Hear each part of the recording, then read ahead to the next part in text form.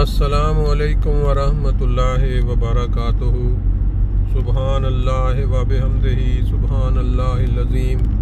अल्लाहुम्मा सल्लि अला मुहम्मदिन व अला आलि मुहम्मदिन कमा सल्लैता अला इब्राहीम व अला आलि इब्राहीम इन्नका हमीदुम मजीद। अल्लाहुम्मा बारिक अला मुहम्मद व अला आलि मुहम्मद कमा बारकता अला इब्राहीम व अला आलि इब्राहीम इन्नका हमीदुम मजीद। दोस्तों 13 मार्च 2025 और जर्मनी फ्रैंकफर्ट में मोटरवे के नज़ारे सुबह फजर वक्त आप देख रहे हैं। आज दिल में एक ख्याल आया कि अल्लाह ताला ने क्या दुआएं सुनना बंद कर दी। दुनिया में जितने ज़्यादा जुल्म और जितनी ज़्यादा ज़्यादतियाँ होती नज़र आ रही हैं, लाजमी बात है कि उसमें से एक हिस्सा जालिम लोगों का है, एक हिस्सा मजलूम लोगों का है। लेकिन जो मजलूम हैं वो खुदा के आगे गिड़गिड़ाते हैं, खुदा से दुआएं मांगते हैं, मदद मांगते हैं। लेकिन बज़ाहिर यही लग रहा है कि जैसे कोई किसी किस्म की मदद नहीं पहुंच रही, कोई किसी किस्म की उनकी दाद रसी नहीं हो रही और खुदा ताला ने दुआएं सुनना बंद कर दी। जब इंसान कहते हैं, आपने देखा होगा कि माँ बाप अपनी औलाद के लिए जब परेशान होते हैं, लेकिन औलाद बुराइयों में या ज़्यादतियों में बढ़ती चली जाए तो फिर माँ बाप के दिल में से भी दुआएं निकलना बंद हो जाती हैं और वो छोड़ देता है अपनी औलाद को उनके हाल पे। तो खुदा ताला ने क्या इंसानों को उनकी हालत पे छोड़ दिया है?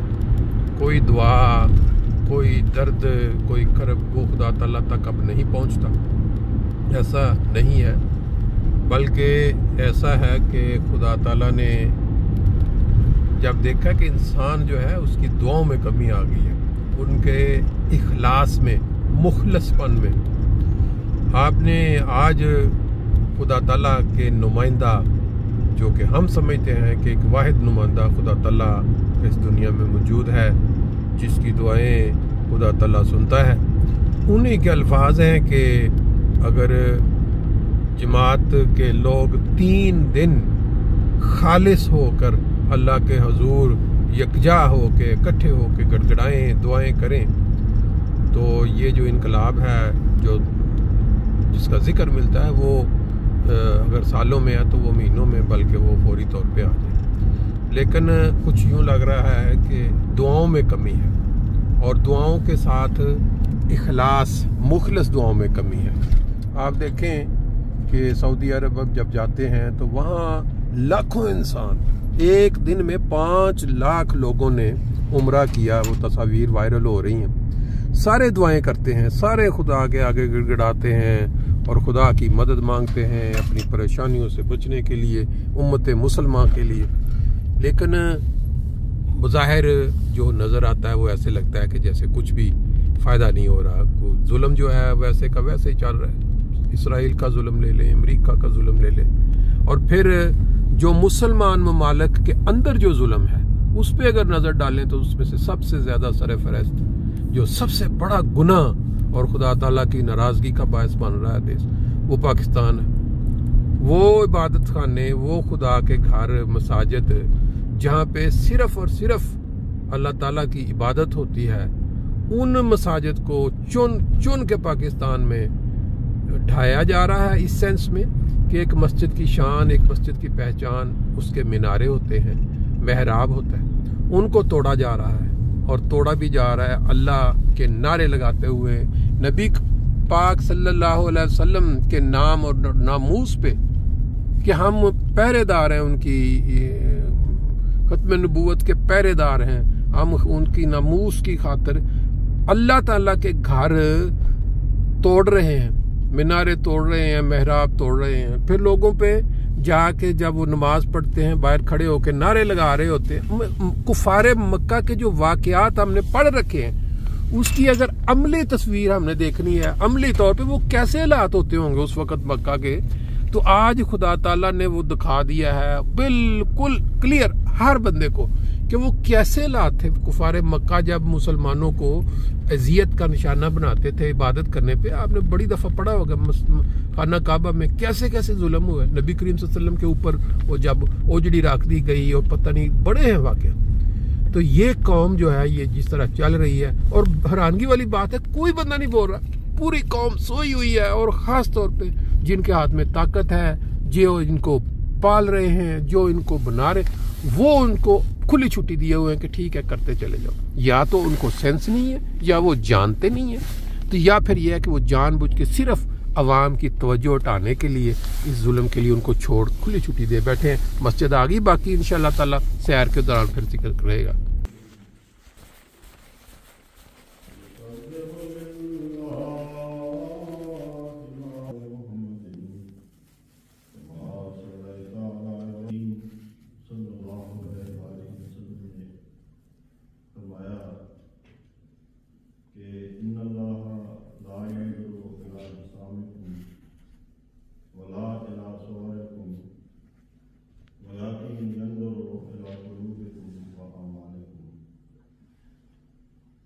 अल्लाह ताला ना तो तुम्हारे जिस्मों की तरफ देखता है और ना तुम्हारी सूरतों की तरफ देखता है। वलाकिन यंजुरु इला कुलूबिकुम, बल्कि वो तो तुम्हारे दिलों को नजर रखता है। व आमालकुम, और इसी तरह जो तुम्हारे अमाल हैं उसके ऊपर उसकी नजर है। अब एक तो किसी भी चीज़ की ज़ाहिरी शक्ल सूरत होती है, और दूसरा उसकी एक बातनी हकीकत होती है। ज़ाहिर और बातिन का आपस में चोली दामन का साथ, ज़ाहिर का असर बातिन पे भी पड़ता है और बातिन का असर ज़ाहिर पे भी पड़ता है।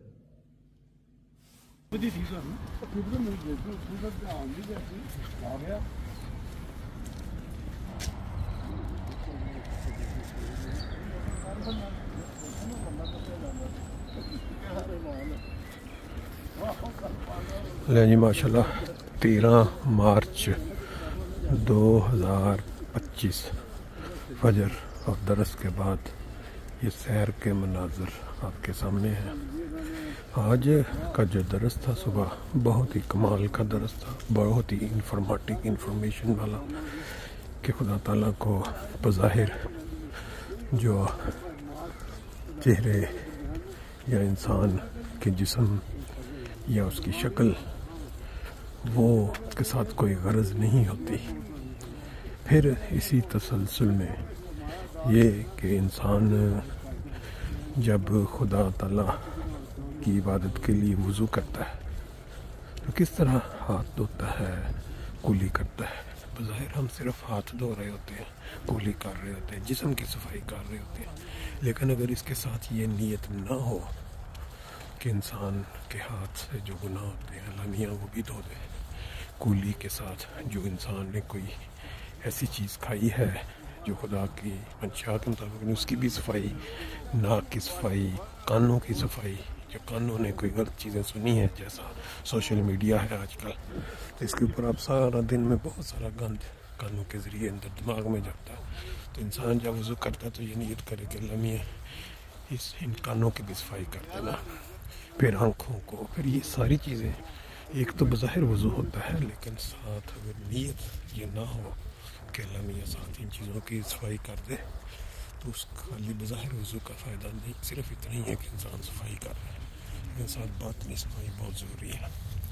फिर इसी तरह जब इंसान नमाज़ पढ़ता है तो अगर उसका जो चेहरा है वो अल्लाह के आगे झुका हुआ है, सजदे में है, लेकिन अगर उसका दिमाग और दिल कहीं और घूम रहा है तो उसका कोई फ़ायदा नहीं है। इंसान को बातनी और ज़ाहिरी दोनों चीज़ें खुदा के आगे झुकानी चाहिए। ये बड़ा मज़मून था ज़बरदस्त किस्म का, अगर इंसान इस पर गौर करे तो बाकी बहुत ज़्यादा फ़ायदा उठा सकता है। बात चल रही थी आज फजर से कबल कि पाकिस्तान के अंदर जो तहरीक पैदा की गई है, ये जो TLP जिसको तहरीक लबैक कहा जाता है, इसको बनाने वाले, इसको पालने वाले कौन से हाथ हैं, इनको ये नहीं पता कि जब यही लोग बिल्कुल जैसे सांप को दूध पिला पिला के बाज़ लोग बड़ा करते हैं, तो एक दिन वो सांप उन्हीं को डसता है। और ये मंज़र पहले आप मुख्तसर देख भी चुके और फिर उसके ऊपर हाथ भी डाला गया। अब हमारे वो करता धरता लोग जो इनकी सपोर्ट में हैं, जो खामोश बैठे हैं, इनको अपनी ज़ाती हिफाजत या अपनी हुकूमत या ताकत को तवालत देने के लिए इनकी ज़रूरत पड़ती है, लेकिन खुदा के घरों की हिफाजत के लिए उनकी गैरत मर चुकी है। जब ये लोग खुदा के घरों पे चढ़ाई कर रहे हैं, मीनारे तोड़ रहे हैं, तो उनकी तरफ से कोई रुकावट नहीं है। लेकिन कल अगर यही बिगड़ी कौम GHQ पे, इनके उन अड्डों पे जहाँ उनकी रहायशें हैं फैमिलियों की, वहाँ जाके चढ़ाई करेंगे, फिर देखेंगे कि इनकी गैरत जागती है या नहीं जागती है। खुदा के घरों की हिफाजत के लिए तो इनकी गैरत बिल्कुल सोई हुई है, बल्कि उसमें खामोश रह के इनकी सपोर्ट शामिल। लेकिन जब यही लोग इनके घरों पे, इनके बीवी बच्चों पे और इनकी सालमियत पे हमलावर होंगे, तो फिर शायद इनकी गैरत जाग जाए। यह अब आने वाला वक्त इंशाल्लाह जल्द नज़र आएगा, क्योंकि खुदा ताला की जो लाठी है ना, वो खूबसूरत मंजर है चाँद का, और पीछे फिर वो दूसरी शहरी जो खुदा की लाइट जो है, उसको आसमान पे देखते हुए कितना खूबसूरत लग रहा है। इंशाल्लाह ताला सैर जारी रहेगी और हमारी जो नज़ारे हैं सुबह के खूबसूरत, वो भी आपको इंजॉय करवाएंगे माशाल्लाह। तो पहाड़ी थोड़ी देर तक इन्हें पहाड़ी के पीछे गायब हो जाना।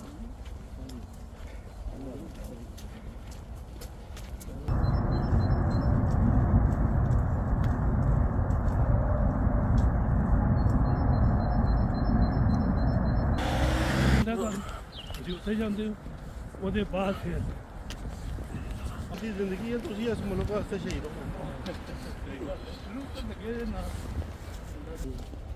ਇਹ ਵੀ ਇੱਕ ਫੈਕਟ अपनी खुराक ਆਪਣੀ ਫੈਮਿਲੀ 'ਚ मुनासिब तुम अपनी खुराक ना कर